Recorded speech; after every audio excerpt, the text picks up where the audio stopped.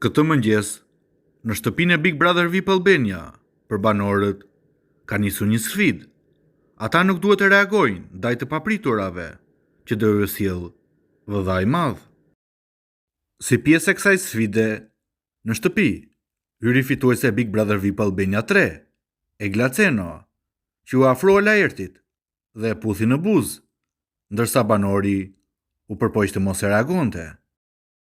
Pasi bëri një shëtitje në ambientet e shtëpisë, Egla u fut në vask, një ndër ritualet e saj të preferuara gjatë qëndrimit në shtëpi në edicionin e kaluar.